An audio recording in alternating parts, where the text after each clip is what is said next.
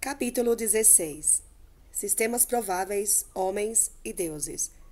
Em sua vida diária, em qualquer momento determinado de seu tempo, você tem um grande número de escolha de ações, algumas triviais e algumas de extrema importância. Todas as ações são inicialmente atos mentais. Esta é a natureza da realidade. Aquela escolhida não pode ser enfatizada tão completamente. Todos os atos mentais, portanto, são válidos. Eles existem e não podem ser negados. Porque você não aceita todos eles como eventos físicos, você não percebe a força ou durabilidade deles. Sua falta de percepção não pode destruir a validade deles, porém. Se você queria ser um médico e agora está em uma profissão diferente, então, em uma outra realidade provável, você é um médico. Se você tem habilidades que não está usando aqui, elas estão sendo usadas em outro lugar. A alma pode ser descrita, quanto ao assunto, como um ato multidimensional, infinito. Cada probabilidade minuciosa sendo trazida de algum lugar para a atualidade e existência. Um ato criativo infinito que cria para si mesmo infinitas dimensões, nas quais o comprimento é possível. A tapeçaria de sua própria existência é simplesmente tal que o intelecto tridimensional não pode perceber isso. Estes eus prováveis, porém, são uma porção de sua identidade ou alma. E se você está fora do contato com elas, é apenas porque você foca eventos físicos e os aceita como critérios para a realidade. A partir de qualquer ponto determinado de sua existência, porém, você pode ter um vislumbre de outras realidades prováveis e perceber as reverberações de ações prováveis sobre essas decisões físicas que você toma. Algumas pessoas fizeram isso espontaneamente, frequentemente no estado de sonho. Aqui, as rígidas suposições da consciência normal desperta geralmente enfraquecem, e você pode se achar executando essas atividades físicas rejeitadas, nunca percebendo que estava observando uma existência provável sua. Se há eus individuais prováveis, então, é claro, há terras prováveis, todas tomando rumos que você não adotou. Começando com o ato da imaginação no estado desperto, você pode às vezes seguir por um caminho curto para a estrada não escolhida. Se um homem, no momento em que está lendo um livro, por exemplo, recebe a ligação de um amigo convidando-o para sair, digamos que ele diz a seu amigo que ele não irá. Ao mesmo tempo, se ele imagina que decidiu por outra alternativa e concordou com o compromisso, então ele pode experienciar uma abertura repentina de dimensões. Se ele tem sorte e as circunstâncias são boas, ele pode de repente sentir a completa validade de sua aceitação tão fortemente como se tivesse escolhido-a fisicamente. Antes que ele perceba o que está acontecendo, ele pode, na verdade, se sentir deixando sua casa e embarcando naquelas ações prováveis que fisicamente escolheu não executar. Porém, no momento, a experiência completa será remetida sobre ele.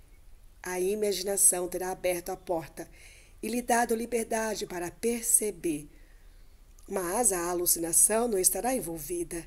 Este é um exercício simples que pode ser tentado em quase quaisquer circunstância, embora a solidão seja importante.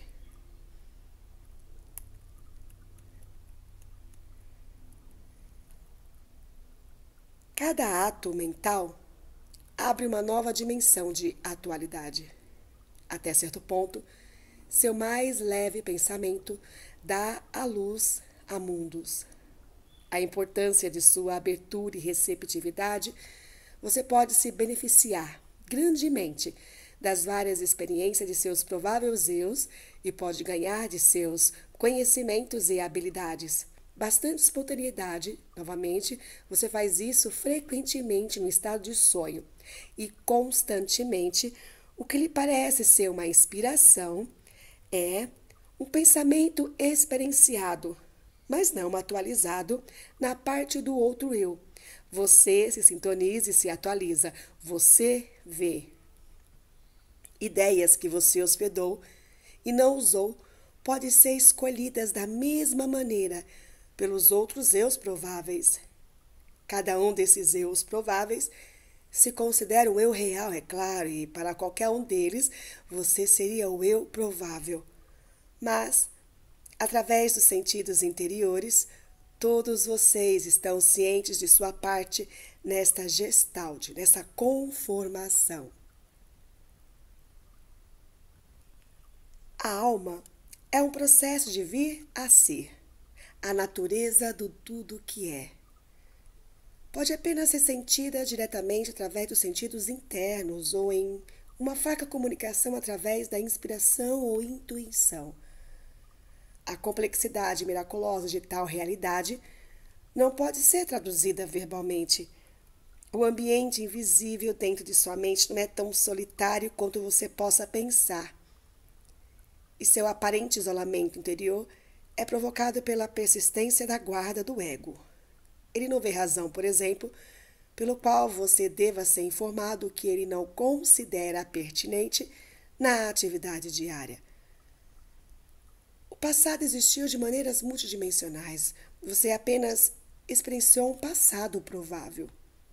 Mudando esse passado em sua mente agora, em seu presente, você pode mudar não apenas a natureza dele, mas o efeito dele. E não apenas em si mesmo, mas nos outros. Finja que um evento particular aconteceu que o tenha perturbado grandemente. Imagine sua mente que isso simplesmente não se apagou, mas foi substituído por outro evento de natureza mais benéfica. Agora, isso precisa ser feito com grande vivacidade e validade emocional por muitas vezes. Não é uma autodecepção. O evento que você escolheu automaticamente será um evento provável que de fato acontece, embora não seja o evento que você escolha perceber em seu determinado provável passado. Telepaticamente, se o processo for terminado corretamente, sua ideia também terá afetado qualquer pessoa que esteja conectada com o evento original, embora ela possa escolher rejeitá-la tanto quanto aceitar a sua versão. Lembre-se que, de um modo bastante legítimo, muitos eventos que não são fisicamente percebidos ou experienciados são tão válidos quanto aqueles que são e são tão reais em seu próprio ambiente invisível psicológico. Em termos de probabilidades, então, você escolhe certos atos inconscientemente, os transforma em eventos físicos ou objetos e então os percebe. Mas aqueles eventos não escolhidos também acontecem e são projetadas nessas outras formas. Agora, o comportamento de átomos e moléculas está envolvido aqui, pois, novamente, eles estão presentes apenas em seu universo durante certos estágios. A atividade dele é percebida apenas durante a gama de ritmos vibratórios particulares. Quando seus cientistas os examinam, por exemplo, eles não examinam a natureza, digamos, de um átomo. Eles apenas exploram as características de um átomo, como eles agem ou se mostram em seu sistema. A maior realidade deles escapa completamente aos cientistas. O que você percebe não é senão uma fração de toda uma existência multidimensional. A imagem, para uma analogia, aqui é de um olho dentro de um olho dentro de um olho, eternamente repetido, pode ser útil. Capítulo 17. Probabilidades, a natureza do bem e do mal e o simbolismo religioso. O dogma cristão fala da ascensão de Cristo, submetendo-se, é claro, a uma subida vertical para os céus, e o desenvolvimento da alma é frequentemente discutido em termos de direção. Para progredir, é suposto ascender, enquanto o horror da punição religiosa, o inferno, é visto no topo de todas as coisas. A realidade interior da mensagem foi dita em termos do que o homem da época pôde entender de acordo com as suas suposições enraizadas. O desenvolvimento se desdobra em todas as direções. A alma não está ascendendo de uma série de estrelas onde cada uma representa um novo elevado ponto do desenvolvimento. Ao invés disso, a alma fica no centro, explorando, estendendo suas capacidades em todas as direções, envolvida em assuntos criativos, cada um altamente legitimado. O provável sistema de realidade se abre à natureza da alma para você, e isso deve mudar as ideias atuais da religião consideravelmente. Por essa razão, a natureza do bem e do mal é um ponto altamente importante. Voltamos aos nossos fundamentos. Você cria a realidade de seus sentimentos, pensamentos e ações mentais. Alguns desses são materializados fisicamente, outros são atualizados em sistemas prováveis. Você é apresentado como uma série infinita de escolhas. Parece a qualquer ponto que uns são mais ou menos favoráveis que outros.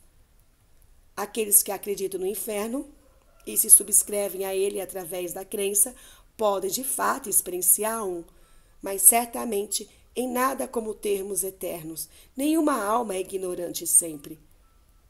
Algumas religiões muito velhas entenderam a natureza alucinatória do conceito de diabo, mas até mesmo em tempos egípcios, as ideias mais simples e mais distorcidas prevaleceram, particularmente com as massas de pessoas. De alguns modos, os homens naqueles tempos não entenderam o conceito de um Deus sem o conceito de um diabo. O contraste de luz e escuridão se nos apresenta com o mesmo tipo de quadro. O bem foi visto como luz, pois os homens se sentiram mais seguros durante o dia. O mal foi consequentemente circunscrito ao anoitecer. Na massa de distorções, porém, escondido sob o dogma, sempre houve uma pista da criatividade básica de todo o efeito. Não há então nenhum diabo esperando para lhe carregar a lugar nenhum, a menos que você os crie por si mesmo, caso no qual o poder reside em você e não nos falsos diabos. A crucificação e drama ocorrido fizeram sentido na ocasião dentro de sua realidade. Surgiu no mundo da realidade física, fora da realidade interna da qual suas intenções e insights mais profundos brotam. O simbolismo de ascensão ou queda, ou de luz e escuridão, não teria sentido para outras realidades como outros mecanismos de percepção diferentes. Embora suas religiões sejam construídas ao redor de um núcleo duradouro de verdade, o simbolismo usado foi selecionado astuciosamente pelo eu interior em voga, com suas suposições enraizadas, que você mantém como válidas no universo físico.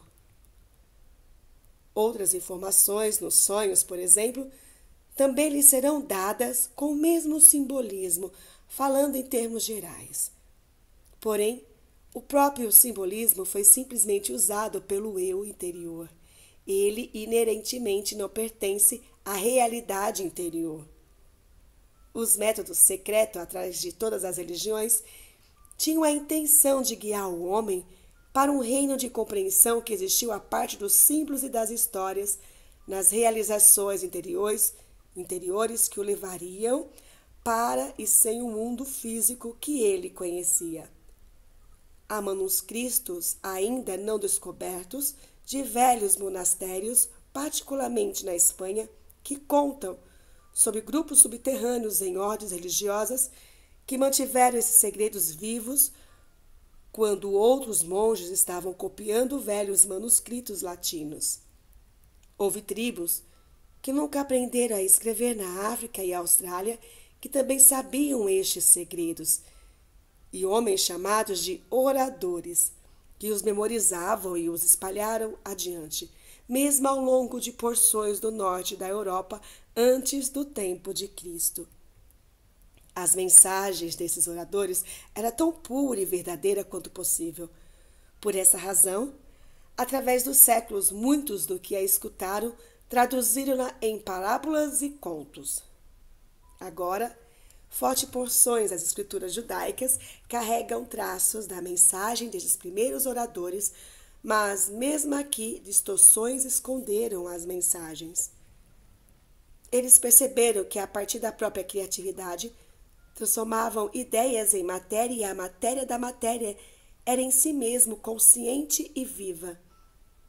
Eles estavam intimamente familiarizados com a concordância natural existente entre eles mesmos e o ambiente deles, e sabiam que poderiam alterar seu ambiente através de seus próprios atos. Os oradores não foram restringidos às suas civilizações. Para despertar as consciências, em todos os períodos de seu tempo, eles cumpriram seus deveres no estado desperto e no sono. Muita da informação mais pertinente na realidade foi memorizada por aprendizes durante a condição de sonho e foram passadas da mesma maneira. Estes manuscritos não escritos, portanto, foram também ilustrados, por assim dizer, pelas jornadas de sonho ou campos de viagem em outros tipos de realidade. Tal treinamento ainda acontece. O psíquico particular ou a história da estrutura pode variar. Por exemplo, imagens convencionais do Deus cristão e dos santos podem ser utilizadas pelos oradores com tudo isso altamente vívido. O sonhador pode se encontrar, então, em um magnífico harém ou, ao contrário, em um campo brilhantemente iluminado ou no céu.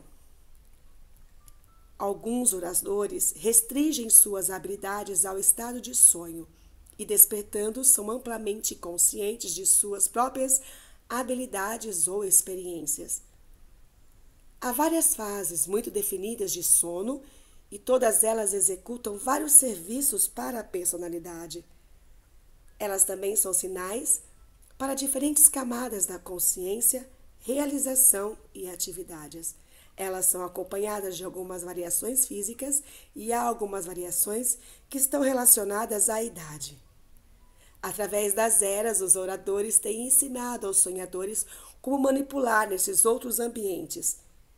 Eles têm ensinado como trazer informações que podem ser usadas para o bem da personalidade atual. De acordo com a intuição, propósito atual e desenvolvimento, o indivíduo pode estar ciente dessas viagens em vários níveis. Alguns têm excelente lembrança, por exemplo, mas normalmente interpretam mal suas experiências por causa das ideias conscientes. É bastante possível a um sonhador que seja um orador e em ajuda a outro indivíduo que está tendo algumas dificuldades numa realidade interior dentro do estado de sonho. A ideia de anjos guardiões, é claro, está altamente conectada aqui. Um bom orador é tão efetivo em uma realidade quanto é em outra, criando estruturas psíquicas na realidade física, bem como em ambientes interiores. Muitos artistas, poetas, músicos são oradores, traduzindo o mundo em termos de outro, formando estruturas psíquicas que existem com grande vitalidade, e estruturas que podem ser percebidas imediatamente mais de uma realidade do que de outra. Se você, divorciado do foco físico, você ficar numa melhor posição para escutar os oradores, para traduzir as instruções deles, para praticar com a criação de imagens e para ser guiado pelos métodos mantenedores de saúde do corpo físico. Nas áreas mais protegidas do sonho, as aparentes barreiras entre as muitas camadas da realidade desaparecem. Você fica ciente, por exemplo, de alguma das prováveis realidades. Você escolhe que atos prováveis você quer atualizar em seu sistema. Você leva a cabo outros atos prováveis no estado de sonho. Você faz isso individualmente, mas também o faz em massa, em níveis nacionais e globais. A consciência, em diferentes níveis ou estágios, percebe diferentes tipos de eventos, de forma a perceber alguns destes. Você tem apenas que aprender a mudar o foco da sua atenção de um nível para o outro. Há algumas alterações químicas e eletromagnéticas que acompanham esses estágios de consciências e certas mudanças físicas no próprio corpo em termos de produção hormonal e atividade pineal. O propósito dos oradores é lhe ajudar a correlacionar e a entender a existência multidimensional e trazer tanto quanto possível disto por sua atenção consciente. Apenas aprendendo a sentir ou intuitivamente perceber a profundidade de sua própria experiência é que você pode vislumbrar a natureza do tudo que é. E tornando-se mais ciente de sua consciência, quando ela opera na vida física, você pode aprender a olhá-la quando ela manipula através dessas outras áreas menos familiares. Realidades prováveis são apenas prováveis a você porque você não está ciente delas. As fases da consciência são uma parte de sua própria realidade. Conhecê-las pode ser muito útil. Você pode aprender a trocar as engrenagens, estando a parte de sua própria experiência e examiná-la de uma perspectiva muito melhor. Você pode preparar perguntas ou questões, sugerindo que sejam resolvidas para você num estado de sono.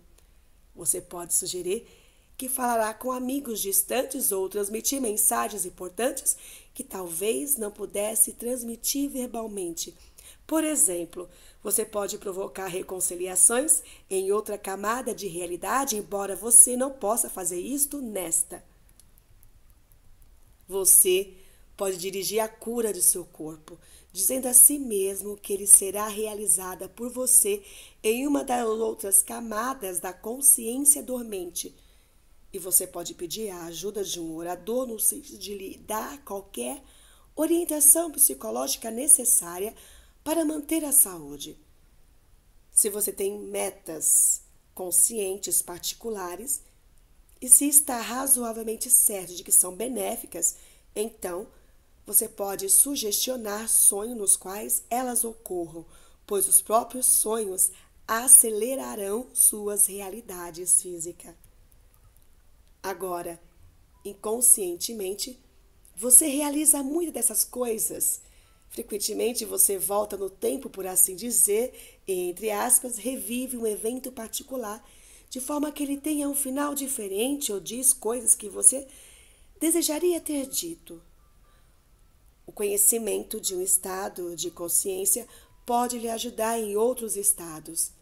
Em um transe, o significado dos símbolos do sonho lhe será dado se você pedir por ele.